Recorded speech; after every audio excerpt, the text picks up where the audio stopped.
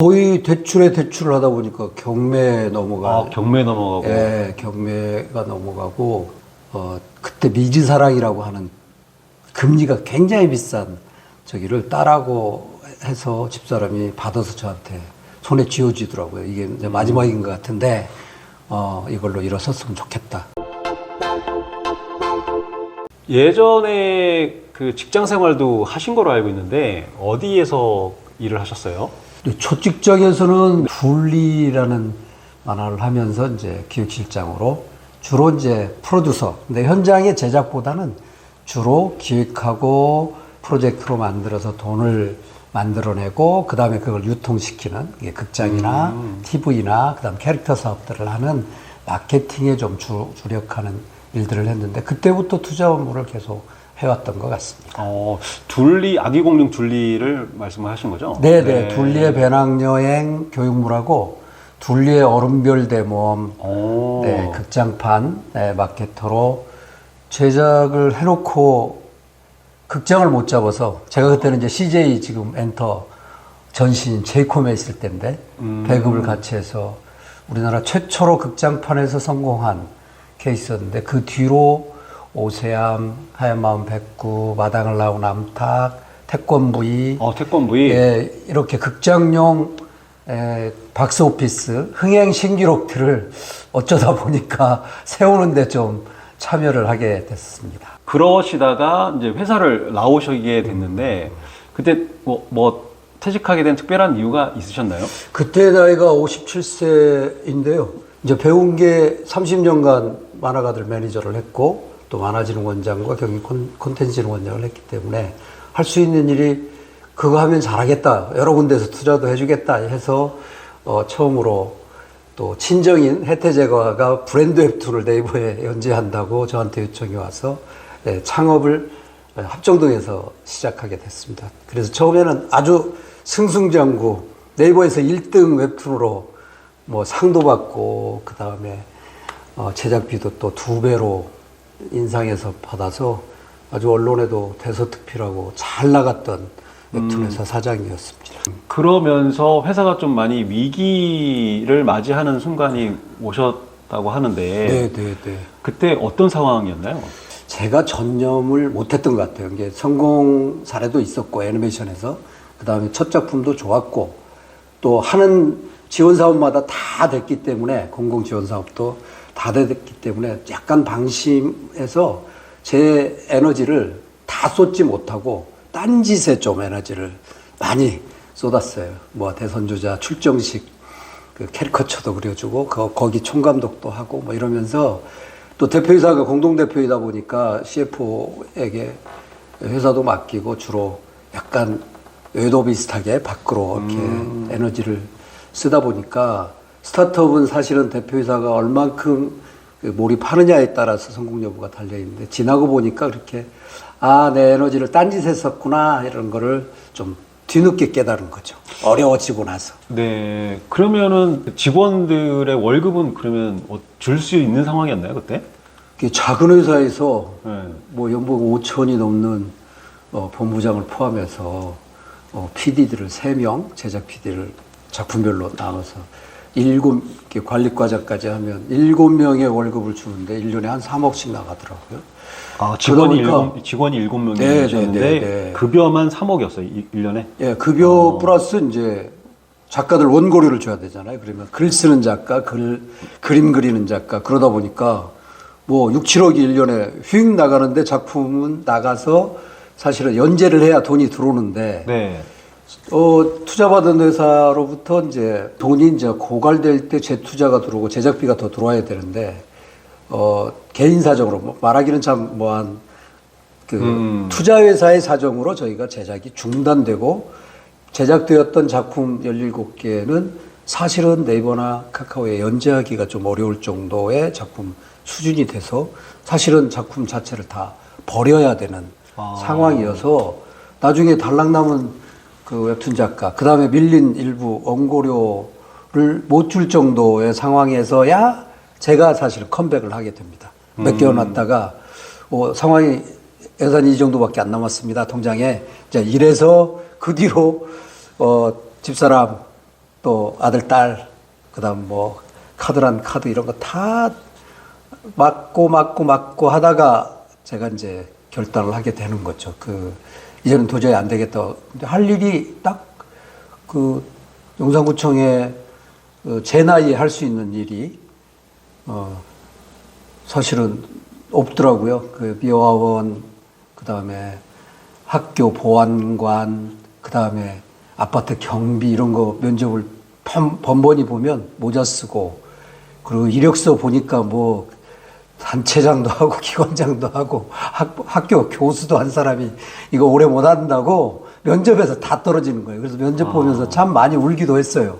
너무 저는 간절한데. 근데 유일하게 마포 노인복지센터에서 용산에 있는 이마트 카트 정리원이 나왔다고 그래서 그 소장님이 미화 청소를 카트 정리를 같이 담당하시는 분인데, 진짜 할 수 있겠냐고. 그래서 제가 정말 간절합니다. 이 작가를 원고료하고 PD 월급을 줘야 되는데 저한테는 너무 소중합니다. 그래서 그때 6개월 동안 받은 월급이 168만 원씩 나오더라고요. 다 떼고. 근데 그게 너무 좋았어요. 2시에서 11시까지, 진짜 카트 밀고, 그 여름에는 푹푹 찌는 데에서 고객들 놓고 간 카트 정리하면서, 또 거기서 제일 저기 했던 게 참을 수 없었던 게, 제가 머리가 이러다 보니까 모자를 쓰고 했는데 모자를 쓰면 안 된답니다. 규정에.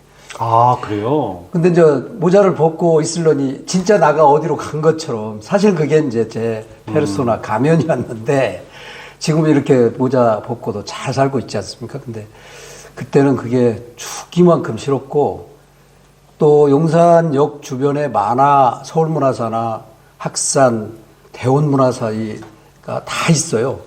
그래서 점심 먹고 이렇게 한 번씩 그쪽 용산 역전을 왔다 갔다 해요. 그럼 알던 회장님, 대표이사, 본부장 이런 사람들이 한 번씩 보는데, 제가 명찰을 달고 있고 노란 유니폼을 입고 있으니까 그때마다 이렇게 몸둘 바를 몰라서 숨고 그랬던 적도 있고, 서울대 대학원 동기가 기차를 타고 어디 출장을 갔다 오면서 비슷한 것 같은데 모자는 안 썼고 이름표를 쭉 보고 가는데 아차 싶더라고요. 자존감이 그냥 바닥을 쪘었죠 그때. 그러나 거기서 참 얻은 것도 많았고, 모자 벗은 대신에 그걸 자존심이라고 생각했는데, 자존심보다 더 중요한 자존감을 또 얻는 아주 전 바닥에서 이렇게 치고 올라올 수 있는 전환점을 용산 이마트 카트 정리를 하면서 새로운 힘을 얻었던 것 같습니다. 뭐 집을 좀 파셨나요? 아니면 좀 좁은 데로 옮기셨고? 거의 대출에 대출을 하다 보니까 경매에 넘어가고. 경매 넘어가고. 예, 경매가 넘어가고. 그리고 그때 또 집사람은 분식집, 이제 칼국수집을 하겠다고 알아보고, 자기가 이제 나중에도 말씀을 드리겠지만, 내가 네 옆을 끓고 당신하고 붕어빵 장사라도 해서 할 테니까, 그때 미지사랑이라고 하는 금리가 굉장히 비싼 저기를 따라고 해서 집사람이 받아서 저한테 손에 쥐어주더라고요. 이게 이제 마지막인 것 같은데, 이걸로 일어섰으면 좋겠다. 아니면 내가, 막말로, 붕어빵 장사라도 네 옆을 끓고 할 테니까, 이제 그래서 그 힘으로 사실은 내가 정신을 좀 차릴 수 있었지 않나 이런 생각이. 그게 그러면 지금부터 몇 년 전이신가요, 그게? 제가 59, 지금 64시니까요. 59에 일어났던 9수에 딱 걸려서, 제가 9수하고는 39, 49, 59, 49에 경기도 진흥원장을 제가 그만뒀던 아픔도 있는데, 계속 9수에 걸려서 이거 나의 징크스인가 이런 생각이 있었는데, 징크스가 아니라 신호였더라고요. 조심해. 너 정신 차려야 돼. 또 다시 일어설 수 있어라고 하는 어떤 에너지 기운이었는데, 그때는 못 알아차렸죠.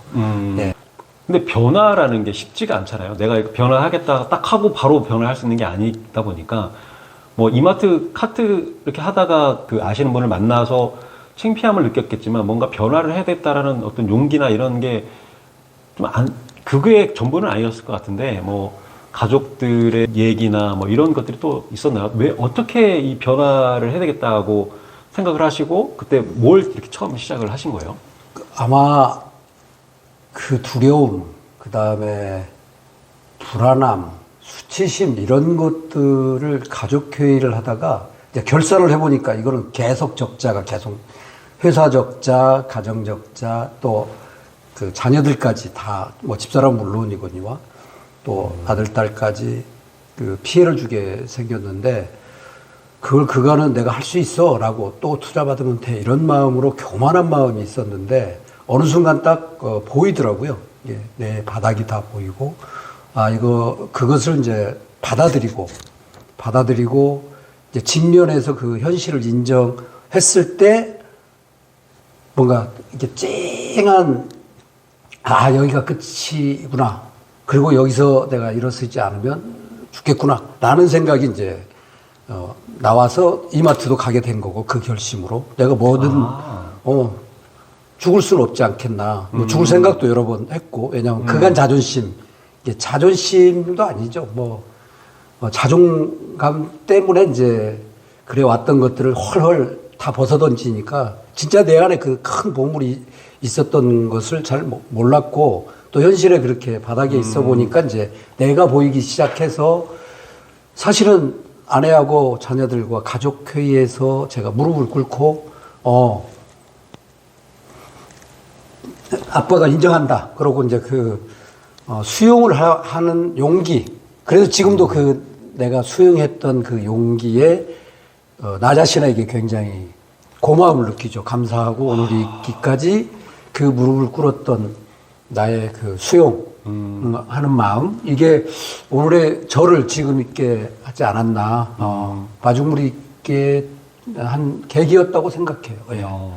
되게 그때 상황을 떠올르셔서 지금 눈가가 좀 젖으신 것 같은데 눈물 좀 닦으시고 저도 가족들 앞에서 무릎을 가장으로서 꿇는다는 게 정말 미안한 거죠. 많이 가족들한테 너무 미안하고 그런 상황이었을 것 같아요. 제가 경험하진 못해서 직접적으로 100% 다 이해는 못하지만 지금 원장님께서 말씀하시는 거 들어보니까 정말 그때 변하지 않으면은 안 되겠다. 네. 그런 게 많이 힘드셨을 것 같아요. 그런 대오각성 뭐 이런 거를 통해서 이제 변화를 시작을 하신 거고 그러면서 인생에서 신이 주신 3가지 선물이 있었다라고 이제 하시더라고요. 네. 그때 뭔가 선물 3가지가 뭔가요?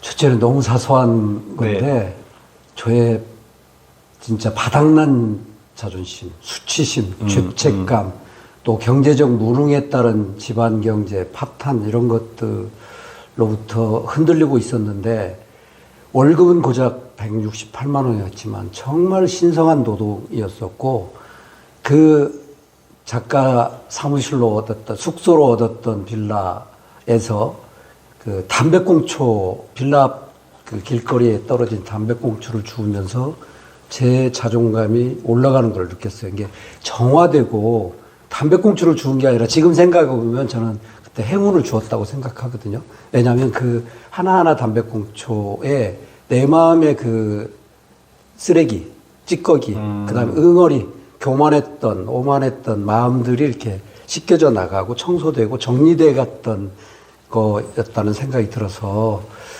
그때 이후로 제가 지금 청소를 아버님이 또 청소를 잘 하셨던 그런 환경도 있었겠지만 아파트 봉사회에서 제가 지금도 담배꽁초 휴지 줍는 거를 자원해서 지금 하고 있고 그때 또 장애인이 옆에 살았는데 그 장애인을 보면서 제가 장애인 그때는 진짜 밥벌이로 했어요. 월급을 투잡 쓰리잡 하니라고 장애인 직무지도를 보통 주방에서 자폐아들 소통해 주는 건데 지금도 일주일에 한 3-4번씩 전화가 옵니다. 뭐 계속 먹었던 이야기만 하는데 치킨 먹었으면 치킨, 이태원에서 뭐 먹었으면 그것만 얘기하는 그 친구하고도 지금까지 인연이 됐는데 그게 나를 살려준 하나의 큰 신이 준 선물이었던 것 같아요. 그래서 그거는 너무 사소하지만 내가 정리를 통해서 이게 이유가 꼭 때문에 이런 밖으로 돌리는 화살을 내 내면에 돌리니까 내안이 정리가 안 돼 있는데 연결한다고 투자받았다고 이게 회사가 될 리가 없음을 깨닫게 해준 그 담배꽁초였던 것 같고, 예, 그걸 주움으로써 내가 행운을 주었다는 생각으로 지금도 그렇게 활동들을 하는데 아주 행복합니다. 이렇게 왜냐하면 내가 자원에서 자발적으로 즐겁게 하기 때문에 내가 또 행운을 줬네? 휴지? 이런 데 가서 하고 집에 청소나 화장실 청소도 제가 제 마음을 정화하고 새로운 에너지를 좀 얻기 위한 하나의 방편으로 재활용, 음식물 쓰레기 특히 이런 부분을 제가 마누라가 시켜서 눈치 보아서 하는 게 아니고 제가 제 행운을 더 크게 얻으려고 하고 있는 아마 첫 번째 선물이었던 것 같고 두 번째는 책 읽기, 책 선물이었던 것 같습니다.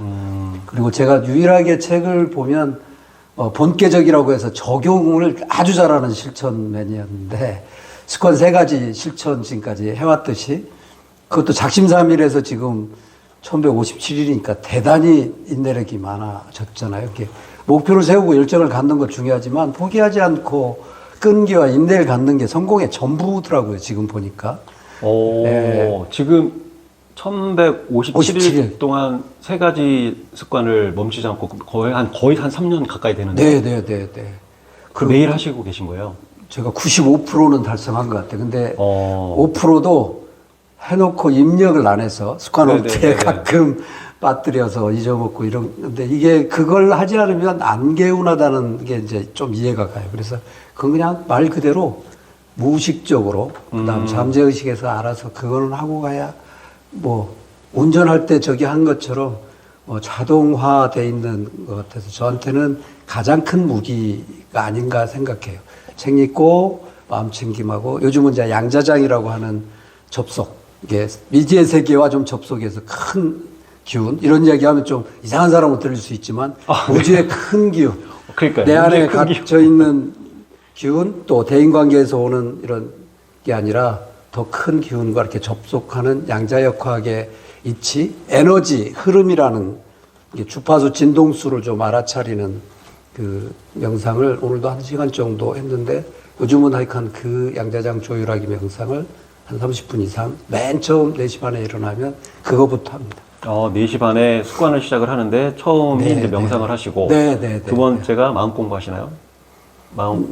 지금은 이제 투자 공부에서 투자 공부. 카페에 들어가서 이제 버피 클럽 100억 마을 그다음 투자 공부 제가 하고 있는 투자 공부들 하고 그 다음에는 6시부터 6시 20분까지 통 공부 지금 함께 하고 있습니다. 아침 독서로 이제 제가 모니코치로 한 10명 정도 하는데 일단 제가 많이 배우려고 지금 다른 선생님한테 거꾸로 제가 학생으로서 배우고 있는데 지금 돈 공부는 처음이라서와 그 보도세포의 지금 머니파워.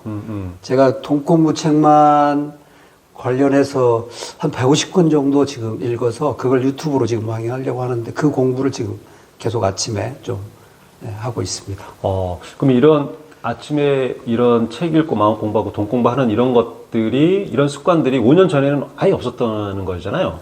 저는 완전 야행성이었고 제가 4시 반에 마누라가 죽을 때까지 당신이 나를 깨워줄 수 있을까? 그런데 그 꿈을 이루어줬습니다. 제가 거의 깨워주고요. 커튼도 제가 걷고 거의 아주 정말로 아침형 인간으로 완전 탈바꿈됐죠. 그 습관 세계를 통해서. 알겠습니다. 그럼 신이 주신 두 번째 선물이 책 읽기 선물.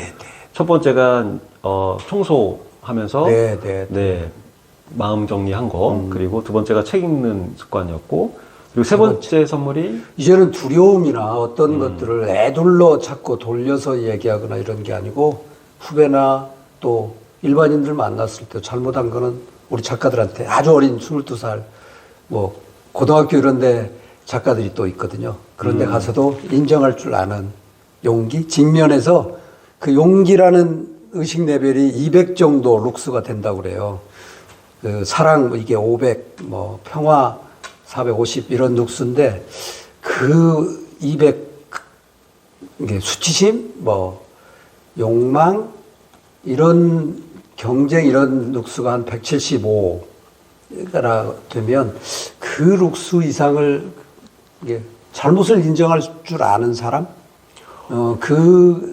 그것들을 이 전환점에서 만난 것 같아서 지금은 흔쾌히 모르는 거 모른다고 하고 애써 아는 체 안 하고 그간 막 겉멋들어서 아는 체 했던 인체가 없어진 것 같아요. 그래서 다른 사람한테 좀 편안함을 주는 것 같고 그간은 내가 이런 사람이야 뭐 기원장했지 교수했지 뭐 또 꽤 괜찮은 작품들을 여러 번 성공했지 상장도 여러 번 시켰지 뭐 이런 그 자만심 암만심을 이렇게 내려놓는 기회가 되지 않았나 이런 생각이 들고요. 아까 책 읽기에서 꼭 이야기하고 싶은 게 책 속에 가장 큰 멘토들이 많더라고요.